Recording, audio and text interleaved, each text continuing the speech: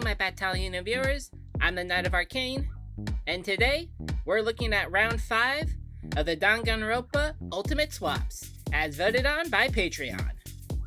Patreon really seemed to want to continue with this, and I'm happy to oblige. Anyways, let's check out our Ultimate Swaps, shall we? Many would look at Mondo Iwata and be surprised when he tells them he's the ultimate writing prodigy. Due to his more delinquent-like hairstyle that ends badly when someone mocks it, and his general attitude. At a young age, he wanted to join the gang his older brother Daya ran. But due to some bad motion sickness, he didn't have the ability to join. Mondo was a pretty angry kid, more so than some would say he is now, and would bully and hit other male students to let out his anger. It was a counselor at his school that suggested he try something creative to let go of his anger, giving him many examples he could try out, with Mondo choosing to write out his anger and lack of patience. Surprisingly to the counselor, Mondo had a young talent for writing, and was even more surprised with his choice of romance novels, alongside more action-oriented ones. These writing exercises allowed Mondo to actually be the cool biker gang member he wanted to be, though he also wrote some ideas where the protagonist was based off his brother. He was able to get so many ideas down, people loving what he came up with, and he even won an award with his first published book, When Tragedy Struck. Daya died in an accident when racing the leader of an up-and-coming biker gang, with no one knowing if it was foul play or bad luck. Mondo poured his grief into his work, writing his vengeance on the unknown person that took his family from him. His works kept selling, and Hope's Peak Academy invited him to their school to become an ultimate, though he wasn't super thrilled about it before he learned about his fellow classmates. One would think the ultimate writing prodigy wouldn't do well in a killing game, but maybe Mondo Iwata is right where he wants to be, and be with someone he's wanted to meet for a long time. Yeah, Ultimate Writing Prodigy Mondo is kind of basic, except for the fact that he still has his hair. I think it just fits his character still, though I added some more to the back end of it. Kinda like how Josuke's and Nijima's hair is like, with the pins also being a reference to Josuke also. Ironically later, it came to my mind I could have made his outfit and hair look a little bit like Rohan's. After all, the gang in the original timeline is the Crazy Diamonds. But that occurred too late, and I liked what I came up with by then. But I did use colors from one of Rohan's outfits for this. The inclusion of glasses worked really well also with the hair, and went with just kind of something simple. A tie, button-up shirt, vest, suspenders.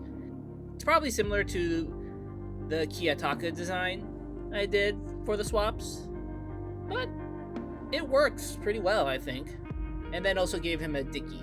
I don't know why.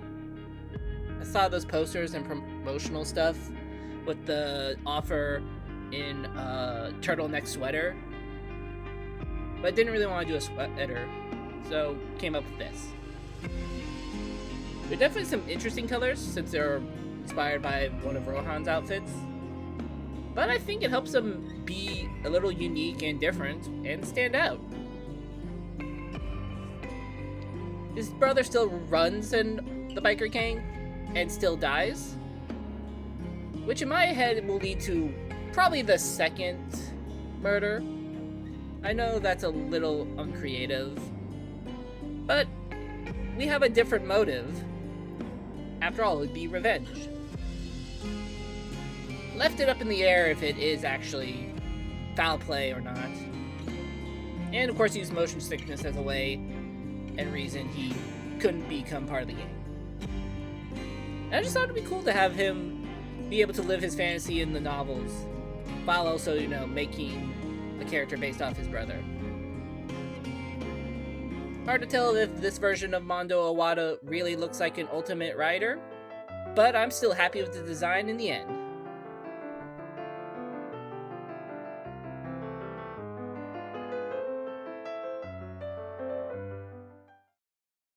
This weekly video was voted on by the patrons over on Patreon, who, starting at $3 a month, can vote on monthly and weekly art polls like this one, get early access to content, and get monthly art rewards starting with character headshots.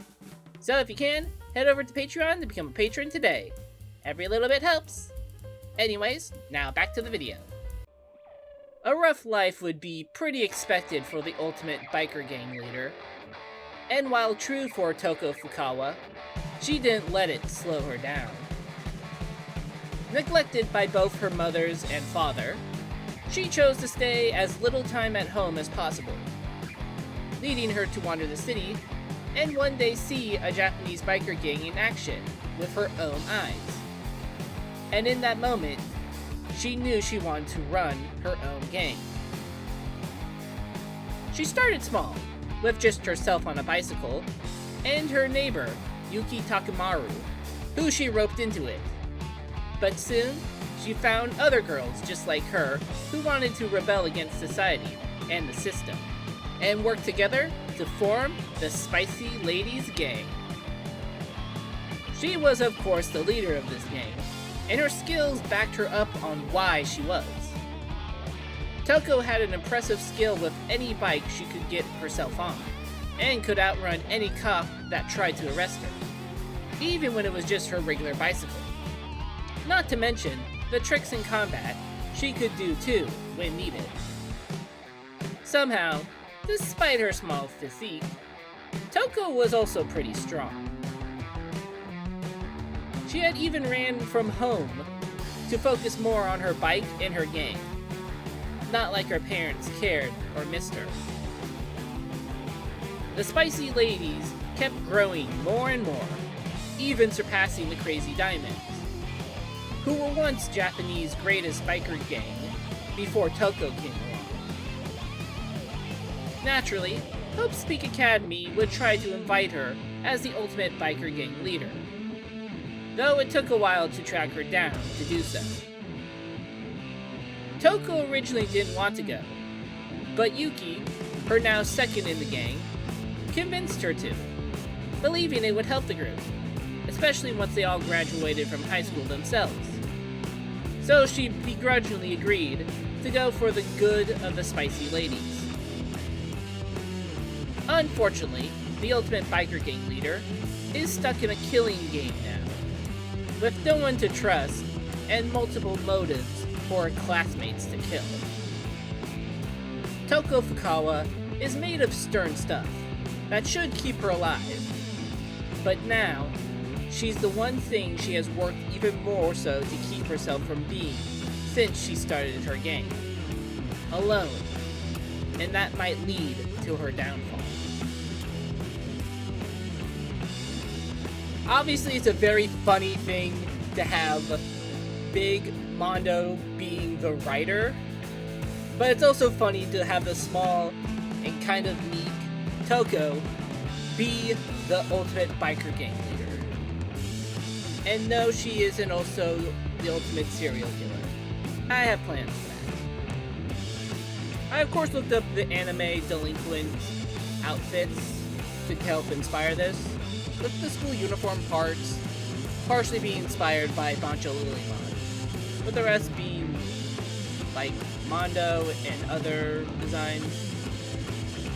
Her hair wasn't entirely sure what to do at first, but came up with this idea with the top braided part, along with the two on the small ones on the side, with the idea that the big one on top then goes down to those other two on the side. The top part being inspired by Rumi from K-pop Demon Hunters. And she doesn't have glasses anymore, she has sunglasses. Colors are pretty much just still her original colors. Wasn't entirely sure what else I could try, but I think they still had that good color scheme for delinquents, though used white in the top of the uniform, and used like purple and orange for the sunglasses.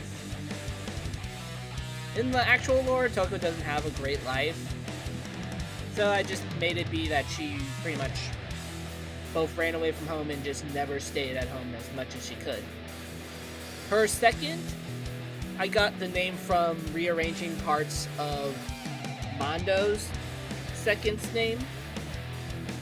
Though it didn't occur to me till I was recording this that rearranging it gave me Takamaru, another character from the 100-line Last Defense Academy, who also rides a motorcycle.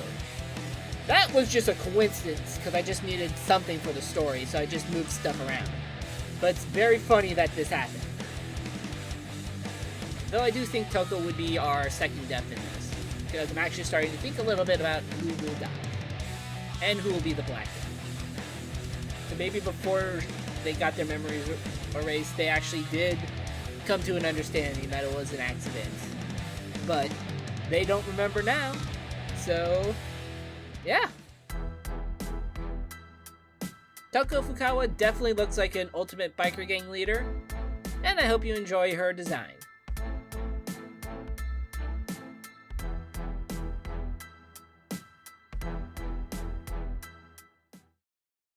And that was round 5 of the Danganronpa Ultimate Swaps. Less than halfway through the first game, with a future compilation finally giving backstory to both Junko and Leon, along with some bonus stuff like who will be the ultimate serial killer, the headmaster, and the mastermind. But let me know what you think of these in the comments, and if you want to see round 6 happen sooner, then head over to Patreon and join today to vote on next week's poll. And if you liked what you saw, then leave a like and subscribe to join a growing little arcane town to be in the know, future videos, updates, and events. Anyways, thank you for watching, and I'll see you all next time. Later!